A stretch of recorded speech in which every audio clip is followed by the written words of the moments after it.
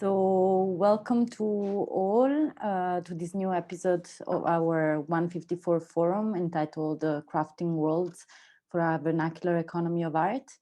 I'm very happy to present the conversation of today, Resounding Waves, which will bring us to explore the formation of sonic solidarities across different regions and liberation struggles carried out by and through the infrastructure of radio, as well as by sounds, acoustics, and acousmatics, moving from Algeria to Palestine, but also resonating beyond. I'm even more happy to welcome and present the speakers, or maybe the DJs of today's talk, and the respective research itineraries, as they will guide us in these sonic reflections and in the personal journeys that they're undergoing in the process of building, unfolding, and channeling their sound archives. So welcome to Yasmina Reggad, who is an independent curator, writer, researcher, and performance artist that is currently living in Brussels. Yasmina holds a master in medieval history from the Sorbonne. She's also the curator of ARIA, Artist Residency in Algiers, which she co-founded, and she's the co-curator of the French pavilion at the 59th Venice Biennial, represented by artists in Absidira. Her research and projects focus on the politics of futurity, investigating alternative systems of knowledge and artistic modes of productions, and exploring performative methodologies inspired by dance and performance notations.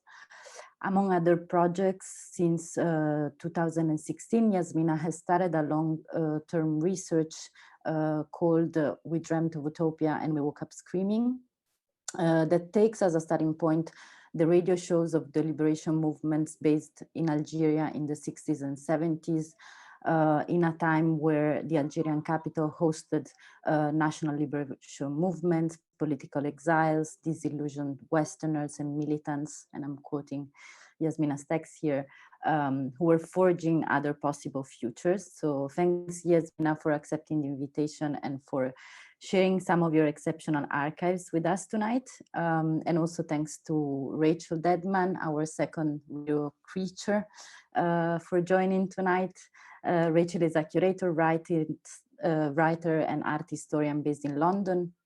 Her work examines the material and political lives of things and seeks to challenge established narratives around cultural production in the Middle East.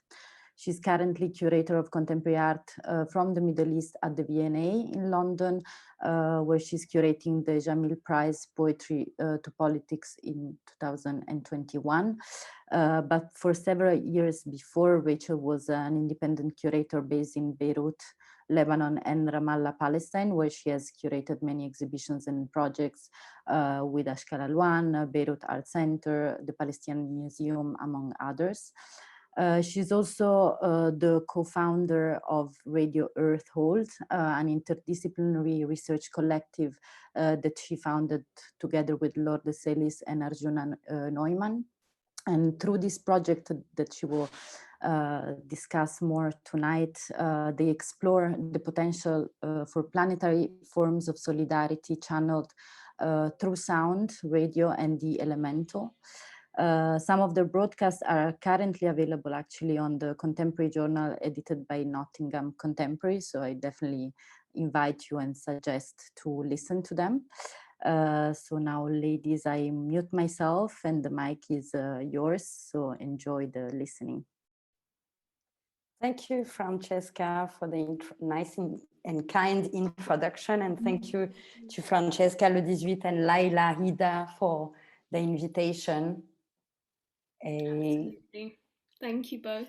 Yasmina, do you want to kick us off? We're going to choose sort of listening. So just before we start, I'm super excited to be co-host of this program with my dream partner and co-host Rachel.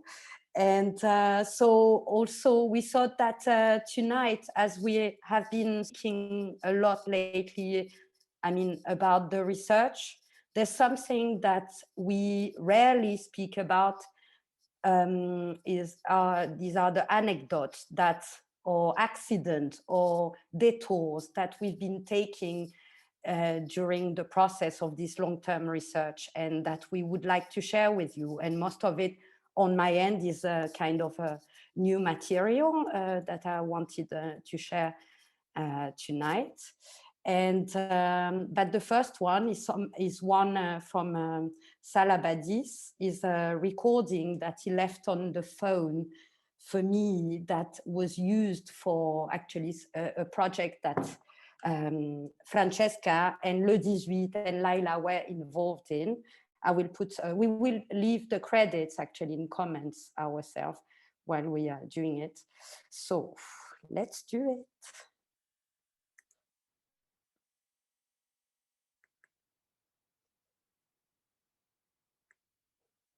Alright.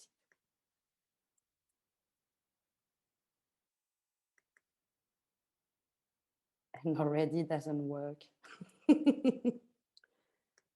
Okay.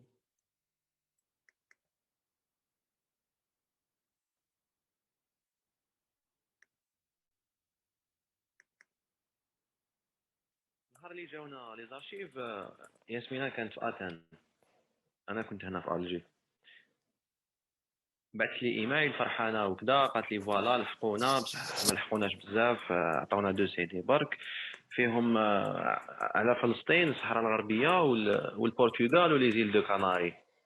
يا بيان ولينا نخدموا سي بارطاجي لو طرافاي. هي دات البرتغي ولي زيل دو كاناري، وانا ديت تاع العربيه تاع الصحراء الغربيه وفلسطين. ومن بعد شفت باللي ما كانش فلسطين بزاف، كانوا غير شويه وكاين بزاف على الصحراء الغربيه. ومن بعد درت الكونت روندو تاعي، قلت لها فوالا ها واش كاين ها واش كاين. هي ما فهمتش، فهمت بلي كاين فلسطين والصحراء الغربيه الزوج بزاف، ما فهمتش بلي كاين واحد شويه. خدمنا كان جو روحنا نخدموا عليهم. من بعد كي جات هي الالجي بدينا نخدموا كيف كيف، وبدات تعلقت لي بوستيت تاعها هذوك الغوز في الحيط.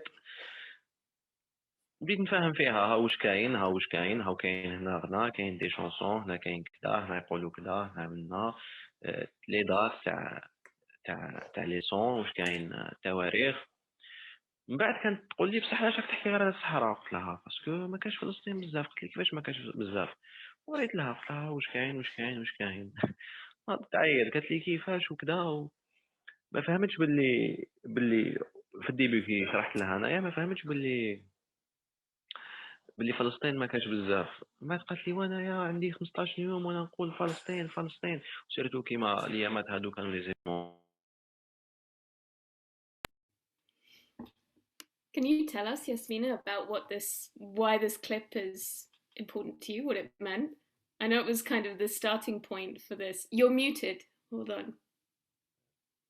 I was about to ask what you would understand from there, because you speak Arabic. So it's a bit like ironic that I do not speak Arabic. I understand 30% of this speech, and 30 other % I understand because it's in French, and the rest is in Algerian Darija. But what do you understand? To be honest, only snippets, because it's a dialect I really don't know, I'm not familiar with at all. So exactly as you say, there's like moments where I get the Arabic, moments where I get the French, but what it really means, I couldn't tell you. So, yeah. So maybe our audience can enlighten us more, but tell me what it means to you. So what it meant when you got for a long time, when I used this, I felt I understood this. I didn't need to understand the whole of it. And is Badis explaining back in 2017 when I received the 27 files 2 weeks before I would go radio archive from the Algerian National Radio Archive. They had given me 27 digital files, and I remember the producer, Malika Laïchou Roman, I was working with in Algiers. She's the one who collected these 2 CDs. And so she sent me the files, and she was reading on one of the CV. I think she's more Francophone than Arabophone. And so she said to me that they were the voice of Palestine. And I was so excited. And Badis, Salah Badis, who's a journalist, poet, writer, and translator, was a collaborator, and we worked together, and he would take care of the Arabic language that I wouldn't understand. And I was so excited that there would be so much about the voice of Palestine. And in this recording, actually, I knew you can hear that he changes his voice, that it's me. I was moaning because I discovered when I was there that actually there were not that much about the voice of Palestine. That is with the voice of Free Sahara, about the Western Sahara, was the longest run broadcast from Algiers, broadcasting from Algiers. And early 70s started the Voice of Palestine, and the Voice of Free Sahara in 75. And the Voice of Free Sahara is still ongoing, I think. So this is part of your search to get into the radio archives, right? And no, I had it. I received the file, actually. At this point, I had received the files, and he explains how disappointed I was. I was in Algiers with him, and I was speaking only about, I wanted to know what's in there in the Arabic part. The one that was the recordings that were in Arabic that I couldn't have access to. And because it was the files, the folder would be named on the Palestinian cause and the Western Sahara question. But actually it was all about the Western Sahara. And it was, and I often called like the Western Sahara like the Palestine of Africa. So it was very ironic that they also already, they were calling, they linked the two issues on the same folder, whereas there were absolutely no recording of the voice of Palestine. And so he laughs a bit at me, putting my post-it on the, like starting to work, and I work a lot with post-it to map things, but because obviously when you don't have much, you have to look around what to take detours to look for where you can find traces of this recording. And so, and it was a time to 2017. I think there were probably discussion about the embassy of the United States. Yes, and so, and it was like, and at the end he said that, and he says that, of course, and at the moment there were problems with Al-Quds, with the question of Jerusalem, and he said she was shocked. It ends like, yes, they used shocked. So, and the only time, the first time I decided I would finally understand what he was saying, it's Mustafa, the writer, journalist and writer, Mustafa Ben Fodil. We were together in Berlin, and I was due to perform. And I decided, I said, okay, Mustafa, now you have to tell me, because I'm going to play once again this recording, and I need to know what's in there, because everybody laughs in the audience when I laugh as well, but everybody's laughing, and I'm like, okay, maybe there's something wrong. They're laughing at you. That's yeah, he's laughing at me. That's what I understood, and I liked that. He laughed at that obsession around the question of Palestine. I was hoping to have recordings of the voice of Palestine, and so. And of course, for him, he's from another generation. He was was 25 years old. I mean, and so he has another views, like Algeria since the independence, it was very had given unconditional support to Palestine, and obviously his generation sees it differently. So he sees me, someone coming from elsewhere, French of an Nigerian background, having inherited this obsession and this unconditional support and solidarity with Palestine. So probably I think this for me, this recording has this texture of that, a bit of a generation misunderstanding. I like that. I think this this question of, well, generations is one thing, and so maybe I think the absence or the inability to access archives, because I know for you it was an enormous administrative struggle to even get those few tracks, those couple of CDs, and to get into the archives is something that is a kind of common theme when exploring radio. Maybe because part of the beauty of it is that you have to listen at the time or you really don't hear it, and archives are fragile and not always maintained. As part of Radio Earthhold, Arjuna and Laura and I invited the Palestinian artist Inas Halabi to create a broadcast, and she was looking at the events of Black September and the use of radio and in the formation of musical traditions, and her struggle to access those archives was also very long and convoluted and complicated. So I think there's a feeling that in constructing histories of radio, one is always looking or hunting a little bit in the negative space.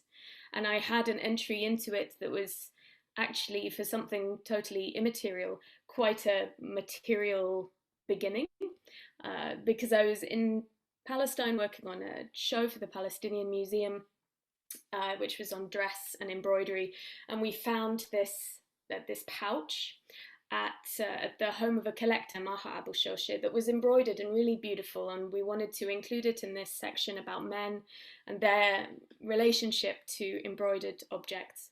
And the pouch sort of had these holes in very specific places. It felt like it was a tool that's been made, has a particular purpose, but I really couldn't work out what it was for. And she told us it was to carry a transistor radio in the field for a shepherd or someone who was tending their flock or was outside working in agriculture. It's beautifully decorated and he could carry it with him. And I found these really amazing images in the Library of Congress, which is a fantastic archive of Palestinian imagery, obviously a colonial one based in the US, of these masts, these amazing radio masts in Ramallah. And that's how the project somehow unfolded, but really through images actually more than through sound. There are sonic objects, sonic traces of these early recordings on the radio, but actually more of it is kind of coming from these other archival sources. And yeah, for us I think the important thing to stress about that first chapter in the life of radio in Palestine is how much it is this colonial instrument, right? We talk about the golden age of radio in the 1930s. What we're really talking about is the golden age of state-run, state-sanctioned radio, because in Palestine, the Palestine Broadcasting Service was very much an extension of the BBC and headed up by British people and intended to educate or entertain the well-to-do in Palestine, whether they're Jewish immigrants or Arab intellectuals, and to sort of civilize an Arab peasant population, the people holding the little transistor in the fields.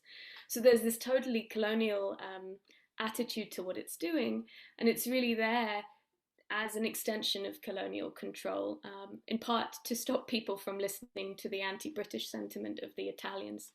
So this sort of, these histories were kind of the top layer, and then everything more subtle or underground, amateur radios, radio as resistance, was also something that kind of exists in the shadows, and where we have very little material really, but can kind of reconstruct some of those stories through other things, other snippets of songs or people's memories. I don't know if I should play something now. That you're muted, Yasmina.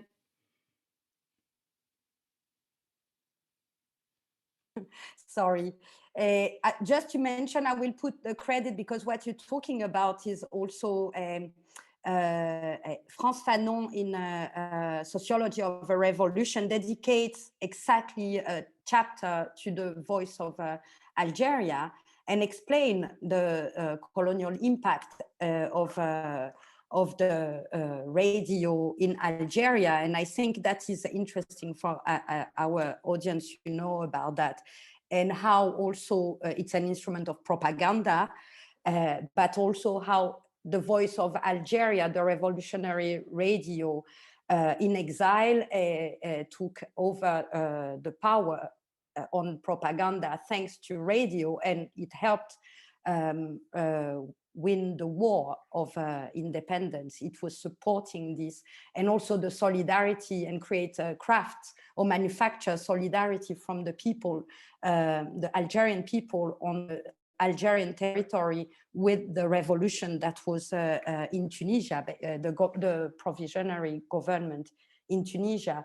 And I think it was, I mean, after thereafter in Palestine, it was of a great influence also to have all these voices of Palestine, of this all this network of radios throughout the Middle East and North Africa. So I'll let you play, and I will put the credit of this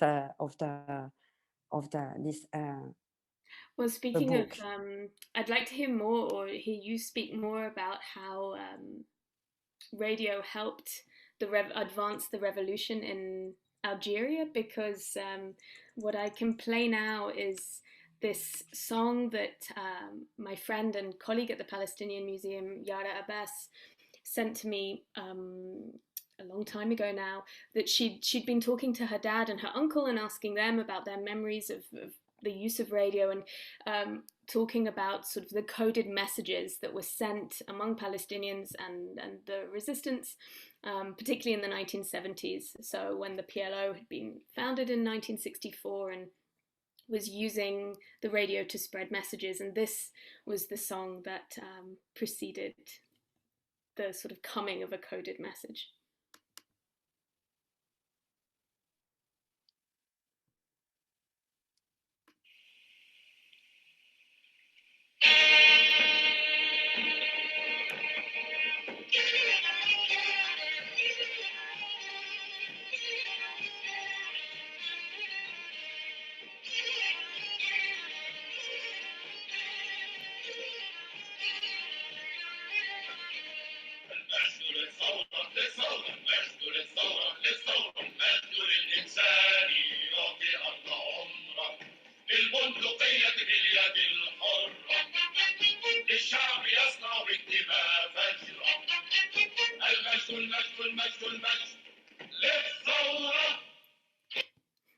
It carries on very much in that vein. It's called Al-Majd al-Thawra, the glory to the revolution. And it's this sort of, I can imagine it being a kind of oral marker when you're listening to the radio. And then after this would come some sort of coded message. Yara was telling me. How is it this, I'm very curious about this, you mentioned this coded message. Like what is it? Is it in the rhythm? Is it spoken? It would be spoken, as far as, I mean, what do I know? But what Yara told me, oh sorry, the caption came out weird because of the Arabic, but it's in the chat. Yara told me that it would be things like,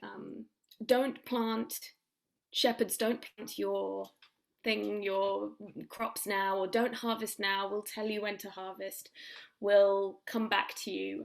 But there's actually one more thing I can play that makes fun of this specifically, this idea of kind of coded messages and the use of radio by the resistance and the PLO, that addresses in a way how for a particular audience this was, and kind of making fun of it. Shall I play this now quickly? Yes.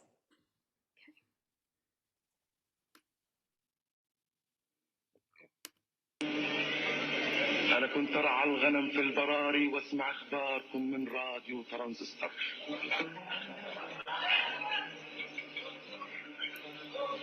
أنا كنت أرعى الغنم في البراري واسمع أخباركم من راديو ترانزستور.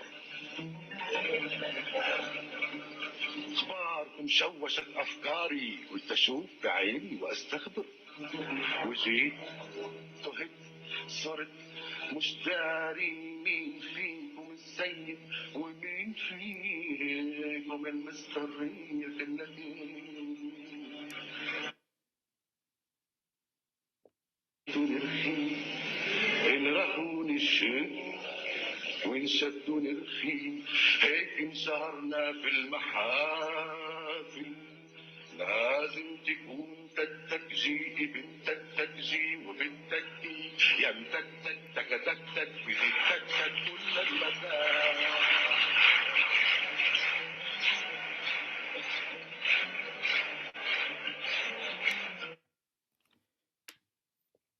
So let me pop this into the... So how was the, so I understood radio transistor.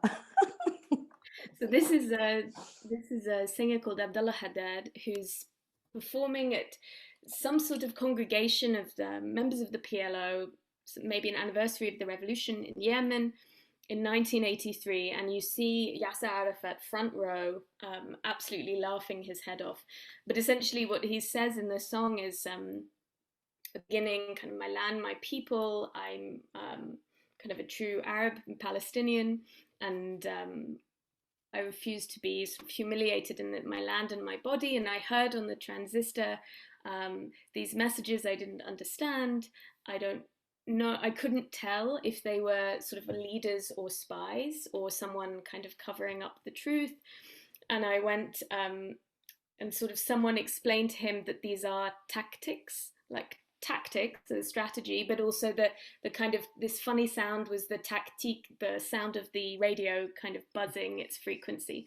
So there's a sort of, and then at the end he's kind of like, I'm going to go back to the shepherds, and you know, one day I hope I can hear something, just the Quran and something out of this, like with no more tactics, basically. So there's a sort of, and Abu Ahmad, Yasser Arafat is like laughing his head off, finding this absolutely hilarious. So there's a poking fun at this notion that Palestinian leaders used the radio and its tactics sort of in a fundamental way as part of the revolution. But I think for me, it tells me that this was genuinely part of that subterfuge and process, and this kind of underground use of the sonic and clandestine radio has this long history, and it's far better acknowledged and written when it comes to Zionist clandestine stations earlier on in the 40s.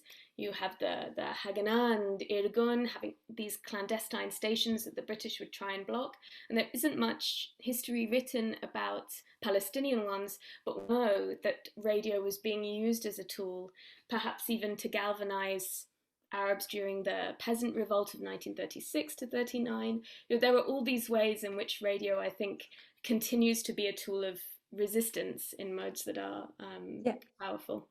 It's very it's funny because to call it a clandestine radio, because throughout the research, as I wasn't able to get a sound archive of I work between 60s and over 16 and 70s, 2 decades.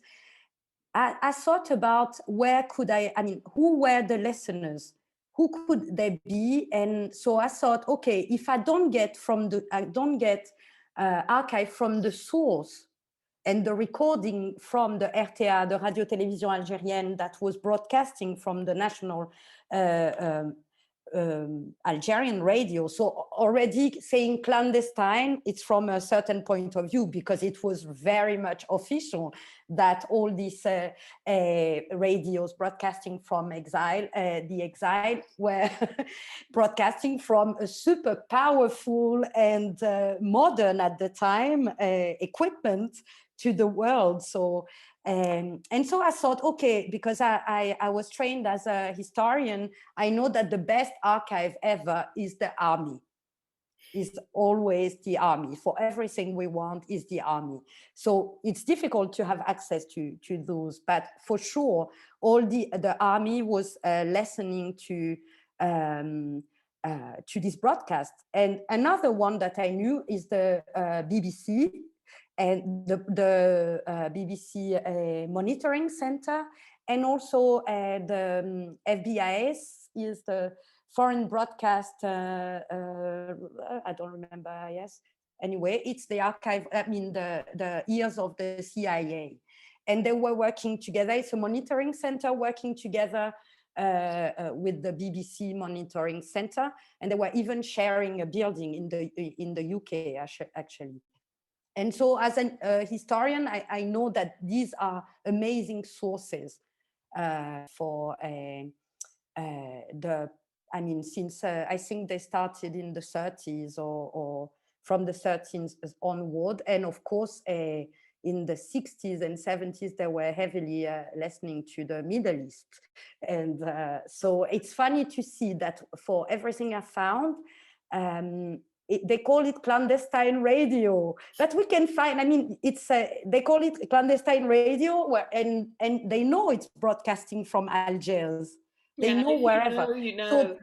So I found that. I went to Portugal also. In Algeria, we had the broadcasting from the RTA, the national radio. There were the Portuguese with the A Voz da Liberdade, the Canary Island, La Voz de Canarias Libre, the Chilean, La Voz de la Resistencia Chilena, the Voice of Palestine, and the Voice of Free Sahara. Did I miss anything? So there were, and they were broadcasting to their own country. So these secret messages, or these, sometimes they were very obvious. The Portuguese, for example, were speaking directly to the audience. They were receiving letters as well from the audience. And so, and they would know, they would ask, in the broadcast, they would actually ask them, please send us letter. They would give the address of where they would live in Algiers, and say, please tell us if you can hear us. And so, yeah, can you hear us? That's yes, and they were, after I will put a nice coded messages from the La Voz de Canarias Libre, from the Canary Island. That is the most obscure and poetic messages to the militant in the Canary Island. But also it leads us to speak about also this, to go back to Fanon and what he tells about the radio, the Algerian revolutionary radio. He already says that there were interferences, that the French military were finding the frequency. So the Algerian revolutionary radio was mobile at some point. It was switching between frequencies. Yes, and how did people know where to tune in? Is there a way of telling? They were, I think they were distributing. They were. I know that they were distributing leaflets, and also it's. I mean, there were people probably coming and going. I have no clue how they would. No, I know after for other countries, broadcasting. I mean, other militants from other countries, that they were using leaflet. They were reproducing what I mean, the revolutionary, the voice of Algeria, say the voice of free Algeria. It was they were convinced that it was a good, a perfect instrument for the struggle, and so it was mobile at some point, but also after they had a transmitter from Tunisia. So it was always the same frequency. And I found a document saying from the FBIS, I mean, the archive of the CIA, saying that there were this clandestine radio, Algerian radio, revolutionary radio, and all of a sudden there were another transmitter interfering with playing Arabic music. So it was the French army playing Arabic music to cover the voice of the revolution. And then also I discovered a document. I was in Portugal in the National Archive, and I had access to the PD, the dictatorial police. they had a whole system listening to Voz da Liberdad from Algiers that was broadcasting for 10 years. It was the most amazing archive. I mean, it's like every single broadcast was transcribed. And there were also, I found also a report on how to interfere with the frequencies. And they were capable even to know what kind of transmitter was using. That is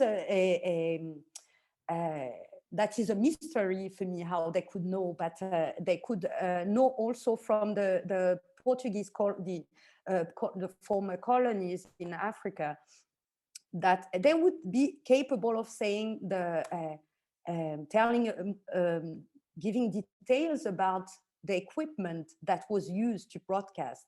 And so this document shows how much the percentage of interferences they were capable of producing, and in each city.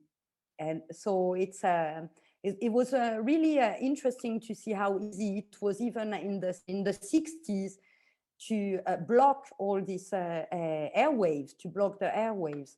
In the Canary Islands, they were telling me, I met people there in Las Palmas de Gran Canaria. They were saying that they would go up on the Guardia Civil, the Spanish Franquist police, would also produce interferences there, and they would go up on a hill, on a mountain, with an antenna, and they would record it. So they were circulating cassettes of the broadcast. In Portugal, the same. I found a person who had who was recording, and they were sharing and sitting together and listening. And if you read back to Fanon in the late 50s, he describes how Algerians were gathering together to listen to the broadcast, or to try to hear it, or to imagine they would hear it. They were listening to it. It was they would do the same in the 70s in Las Palmas or in Tenerife, to share the broadcast from Algiers. So I will just play this funny the messages from La Voz de Canarias Libre, and there's some words that are in Guanche, which is the original language that originated from Tamazight language.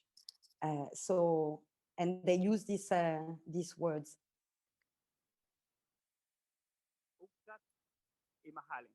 Atención, mensaje.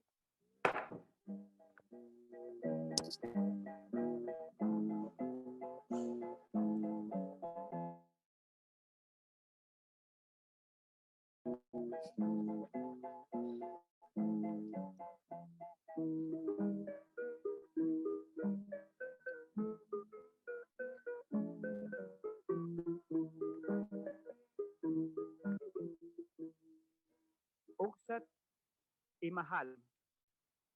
Atención, mensaje. Oxat y Mahalen. Atención, mensaje. Oxat Taidía. Grupo Taidía será contactado mañana a partir de las 9. Tiene que esperar en su casa visita del compañero. Ajul. Uxat Romén. Envíen todos los detalles respecto a la empresa española Abengoa y los manejos que se tienen con el Cabildo y el Ayuntamiento de Las Palmas, así como lo referente a los compañeros trabajadores despedidos. Uxat Tenique. Entérate bien de lo que pasó anoche en la Casa Sindical de Las Palmas y la pelea que tuvieron antes los obreros, los dirigentes del Partido Carrillista y esos del PUC, que se tiraron de la greña.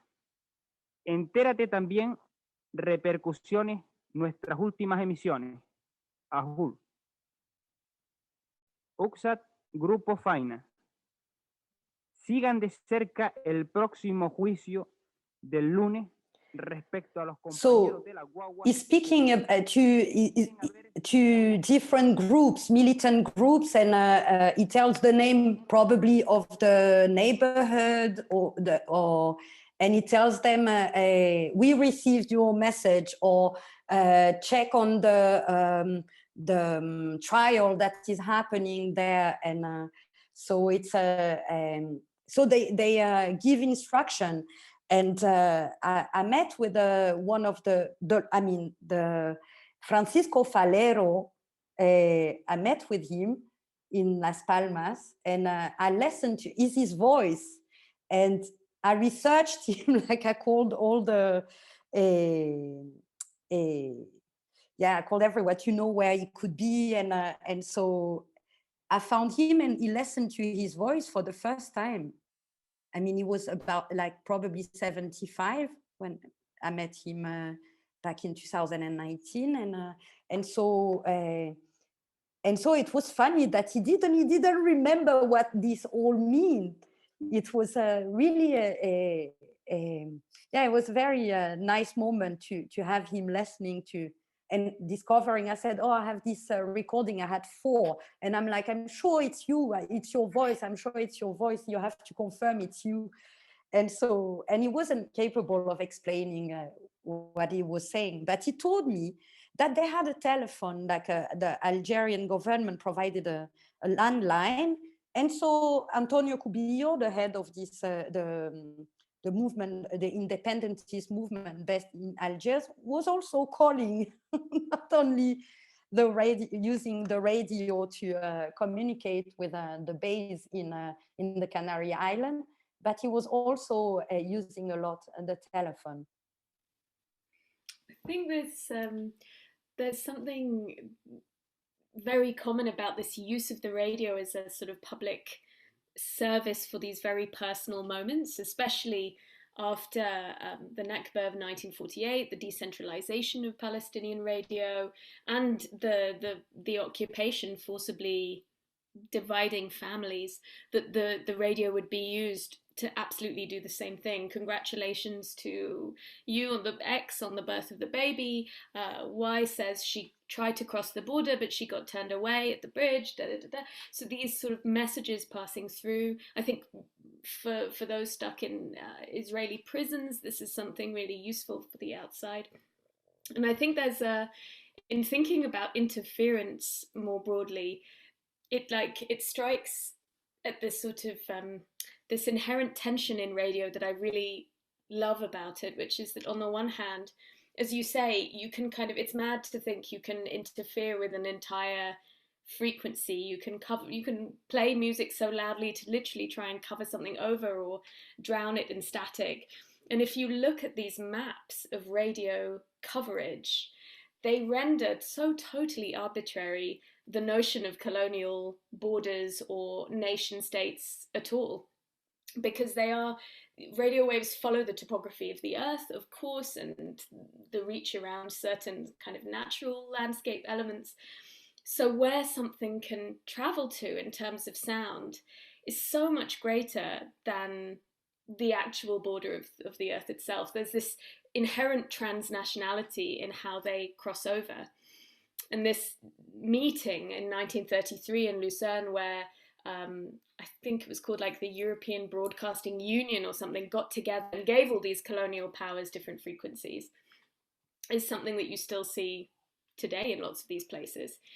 But so on the one hand, you have this kind of planetary scale. For Radio Earthhold, this is something that interests us a lot, this feeling that radio is this kind of planetary phenomenon. It's more than natural, it's pre-organic, it's waves, it's light, it's physics, it's oscillation. Any of us can use radio to listen to the outer space, radio. You can listen to the very first star that gave birth to the universe. Exactly. You can find the signal with the radio. That's it. It's this with an antenna.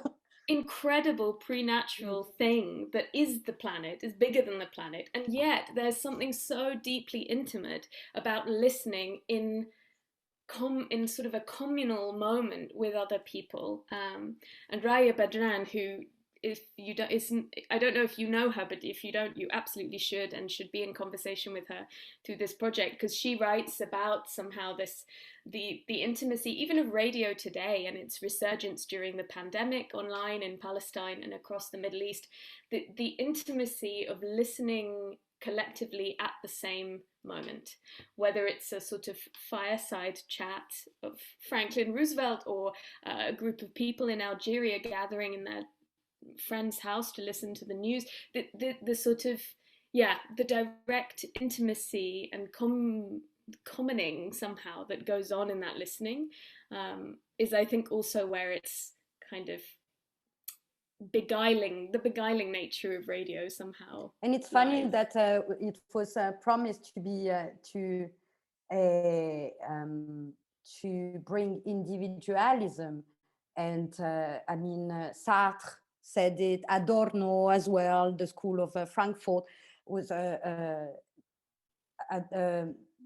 telling us, promising us that, like TV as well, that it would be an individual and passive act, and so that is and now I see I mean what we are living right now, what you described, that the radio is back, whatever format it is.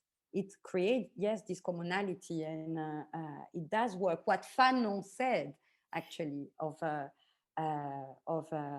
being broadcasters and transmitters at the time, and creating some as a becoming kind of a listening as a political act, and an act of solidarity with the voice. 100%. And so that you are not, and even if you are alone, we are like, now we look at the attendees, you know, we know they are here listening, and we are channeling something. Yes, it's we'll see. I mean, there is the question of the image, what you are showing, what's interesting, what we are listening. Actually, there are videos.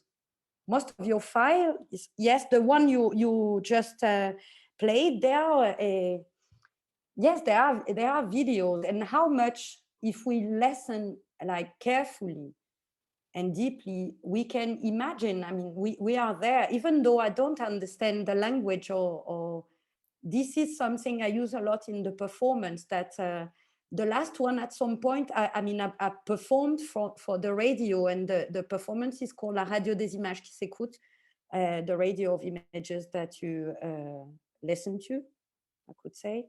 And so, and I invited an AI, synthetic voice, that was doing the stage. She's called Didascalie. Didascalie in French, it sounds like a nice name, girl's name, but it is the stage direction, is how we call stage directions. Okay. And she was doing the stage direction, and at some point, and also the dubbing. So she was translating all these languages, all these voices in foreign languages that were not in French. And at some point, you know, I just picked some words from the text. Like I thought that at some point your ear is just attuned to the voices, or the foreign voices, and that you don't need to understand anymore. You understand somehow. And so at first, yes, she was translating everything. She was dubbing. And at some point, only a few words till the end. After they wouldn't, she wouldn't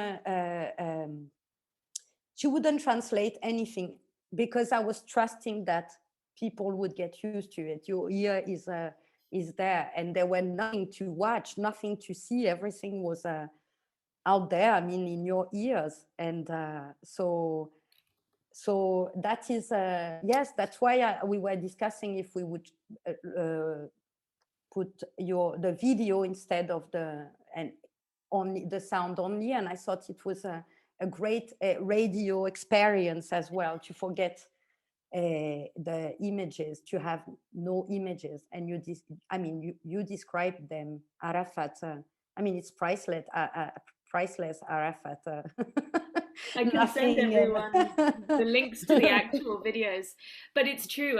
This Raya addresses specifically. She has this text about playback, and she describes this meeting that Mark Fisher organized years ago, where he played something from London Under London, this project of his, and it really required everyone in a room listening to this track for 50 minutes the whole time. And nothing revolutionary in its format maybe, but for him there's this kind of evasion of the visual, or this requirement of attention that is so troubled or diffracted by the internet and this kind of instantaneity and the constant calls on our attention, that there's something in playback and communal listening that is a kind of reclamation of attention somehow. And I think what Raya connects this to this resurgence of online radios, especially from and in the Middle East, but I think all over the world during the pandemic, this feeling of being at home, but listening in real time simultaneously to others. And that programming being given over to an audience, a group of people who are broadcasting really from very domestic space, not technically with the formal infrastructure of a radio, but through the internet, but with that kind of ephemerality. We play it, we don't record it, it's there. While you listen to it, you tune in, you tune out, whatever. That goes back somehow to the earliest days of radio in Palestine a bit for me. This feeling that live musicians, these whole orchestras, these whole taht bands, these oud players would come into the studio and play live on air for the radio. There's this, link back to that 1930s analog way of doing things that I think is really compelling, and that people need maybe in a moment where everyone is locked down or yes, it's alienated true. physically. I was wondering how there's all this Facebook Live, now a Zoom Live, how much it is worth to see our face. Okay, we have to see each other because we tell the sound up, or but it's I was wondering what we would do what would come after this year experience of it was less, in the end it's lessening. We don't see much, we see people, it's a craving for social life. I get it, but in anyway, being together, connected to the same channel, the same point of transmission, it's enough in the end. We have to maybe we are relearning this moment of listening, just listening. We are not looking at anything, and so maybe I just want to play the little the didascalie so you can hear. It's in French, but it's nice to play it now because it's related to I played a moment in one of the bombing in the Battle of Algiers. And so Didascalie actually explains in her words, very basic words, what is happening. Le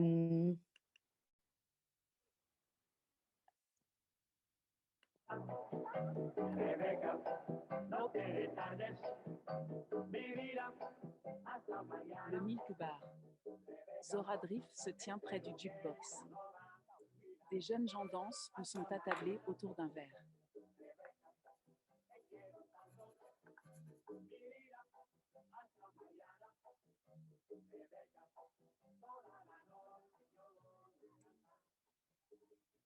Zora Drift pousse du pied un objet non identifié.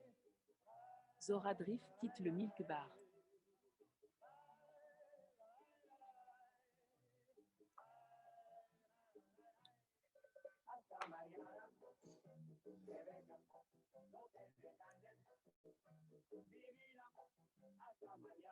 Actrice, Samia Kerbash.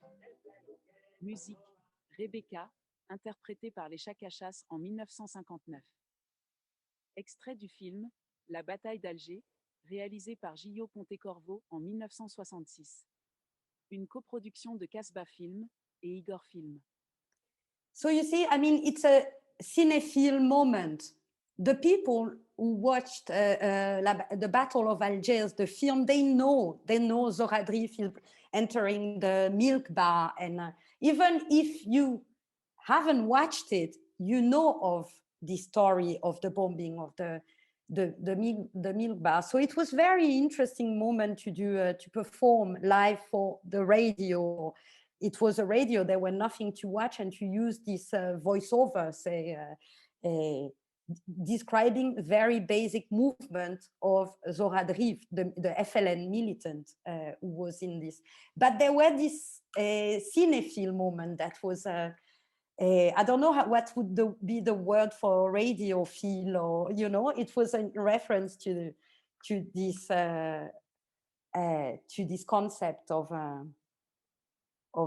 being a good listener, the same way as we are a good cinephile, or people going to the cinema and missing the cinema simply right now. Yeah, this idea of the model listener, I think, was kind of emerged, is maybe the other half of that, the sort of colonial instrument that radio is. It was intended, as you said, either as a tool of propaganda or indeed to keep people away from explicit politicized discourse, and rather to remain sort of apparently very neutral, or at least kind of mundane, and to develop its counterpart, which is the modern civilized listener, who has this technology, who tunes in, who receives the news and so on.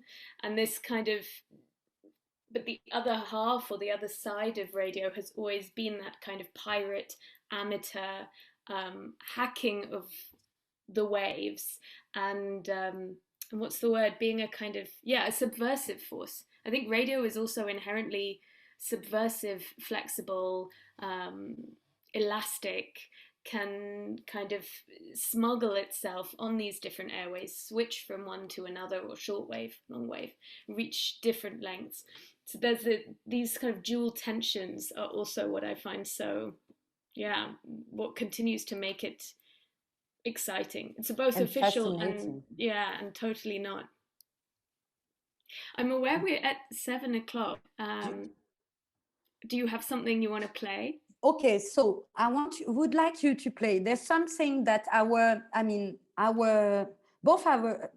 research encounter with the Voice of Palestine, right? For the absence of Voice of Palestine on my end, and also because this is part of a future project that I have invited you to be involved in, on the Voices of Palestine.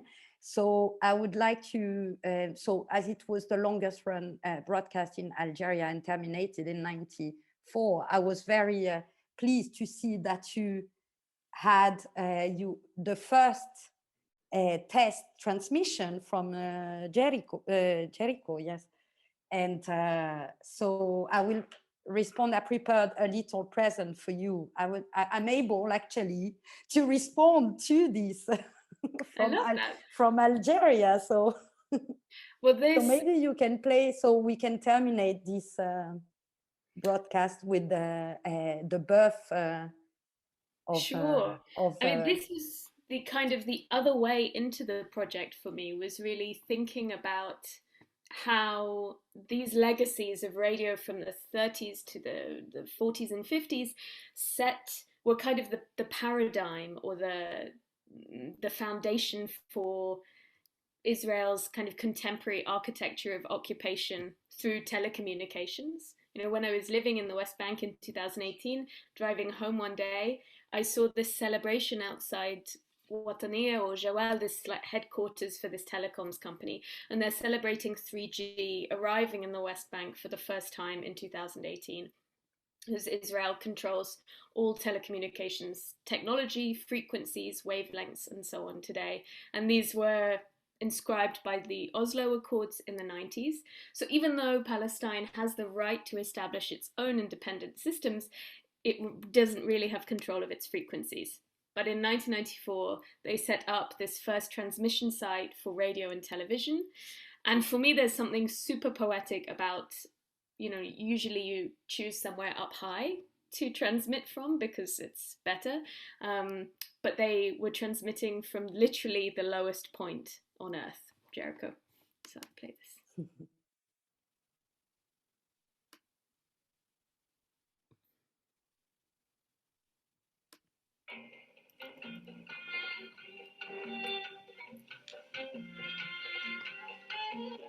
We have to be ready before the 15th. We have made it into real transmission. We will be connected. This studio will be connected with the main transmitter in Ramallah, in which the West Bank and Gaza can hear the radio before the 15th. We are trying our best to move from the Jericho area into the other areas of the West Bank concerning TV. I hope that we will be able to cover the West Bank and Gaza within weeks, 3 weeks, 4 weeks.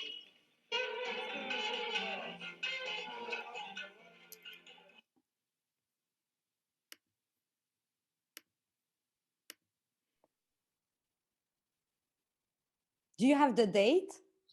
It's 1994. Yeah, but you don't know the date of exact date. Oh, I think it's August. I think it's January actually. Ah, okay.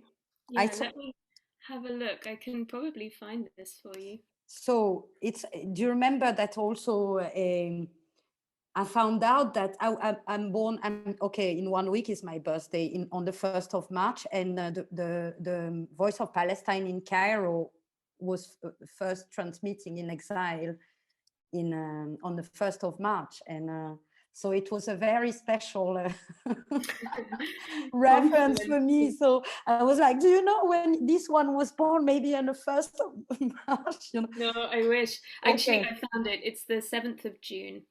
June. So listen to that. So what I have for you, okay, I'm going to play it. And it's okay. So for the audience, you understand what it is about, is Aissa Messaoudi, who was a journalist and also the Algerians on the Algerian territory during the Algerian Revolution for independence. They were hearing his voice. So in 1994, he is saying goodbye during the farewell in the last broadcast of the Voice of Palestine in Algiers in August 94. So I play it for you, Rachel. Farewell. خلال حفل الوداع لآخر حصة الثورة الفلسطينية. أما السيد عيسى مسعودي المدير الأول للإذاعة الجزائرية فقد تناول كلمته قائلا: أيها الإخوة الأعزاء أعضاء وفد فلسطين الشقيقة، يعز علينا أن نفارقكم أو أن تفارقونا، ولكنها سنة الحياة.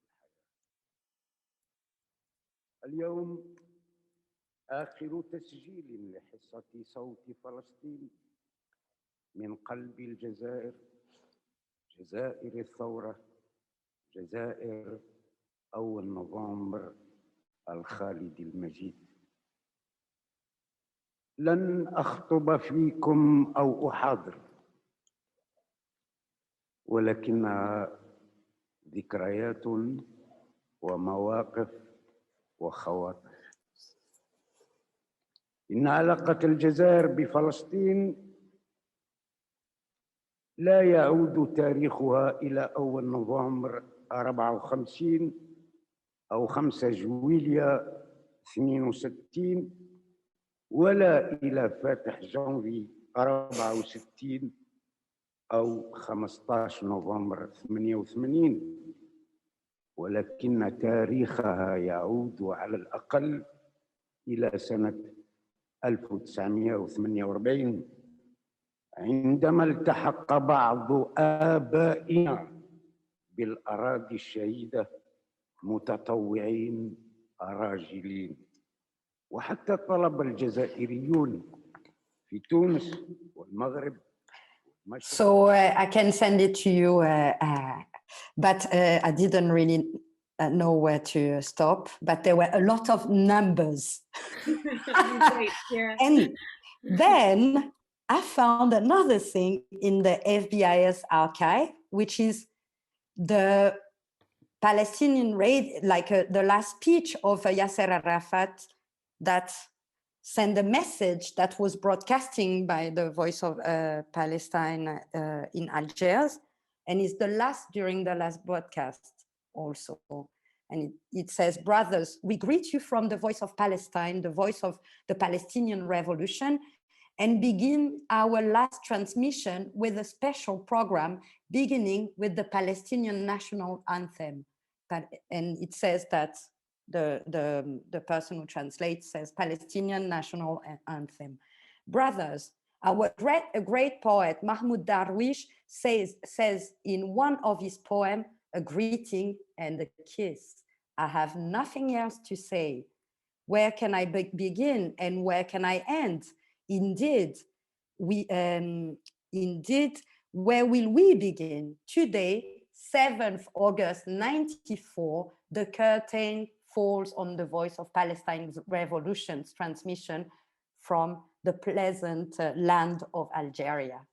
So it stopped, we know thanks to this document that it stopped on the 7th of August. That's why I was asking you if you knew the date of the Palestinian National Radio on the Palestinian land.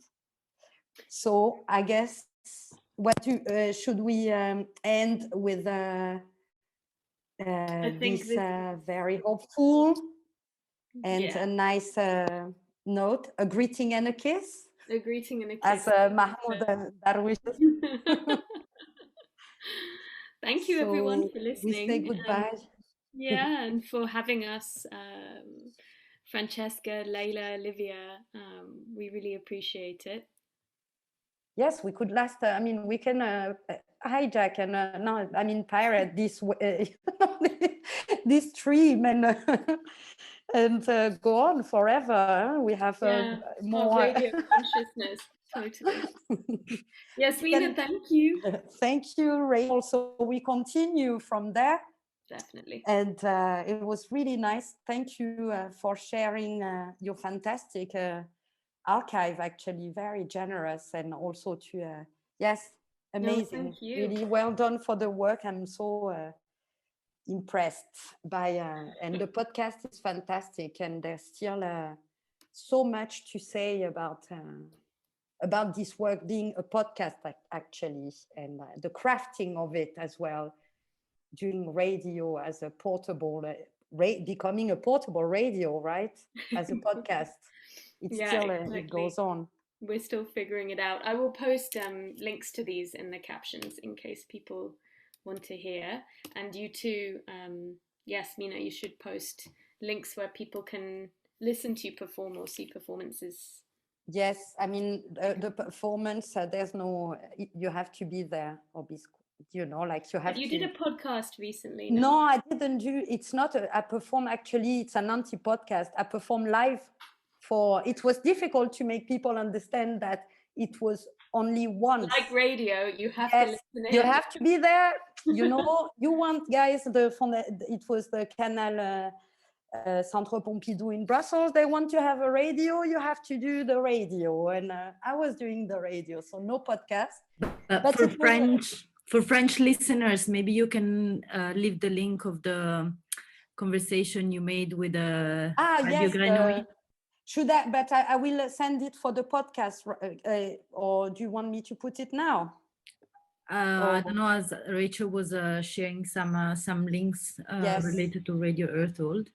And this conversation will be available as a podcast through the platform of 154 and also through Le 18 website soon. So you can listen to it again and again. And we will have all the credits and and also the links to watch the videos and so on. Yeah. So yes, you're right. I could do that, and I will also add some, radio or podcast from Algeria, more podcast to the links, so people can listen, and some are in Arabic, so it's great. So yes, or French. So this was I just posted the podcast. So. Well, thanks a lot. It was really great. Thank you, Francesca. Thank you, everyone, for staying till Thanks to everyone. Yeah. And well, our next event and conversation is going to be on Friday. So you can follow, have a look at the program on our websites and register if you're interested in it. And there's the link to the radio in Palestine, in the Alara, what is called Radio Alara? No, but yeah, Radio Al-Hara. You can, in case people don't know. So if you go right now, there's Jonami who's playing is jamming. So right, we'll see all at 7 p.m. in UK, I think. So yes. Our last resident artist in Algiers, actually, with Aria, was Joe. So I'm moving there now. Okay, me too. It was in Marrakech exactly 1 year ago. Yes, exactly. Yeah. Voila. Bye. Bye, everyone. Have a good bye, Ali. evening. Bye, Khaled. Who else is there? Vicky. Bye, Juna, Ilaria.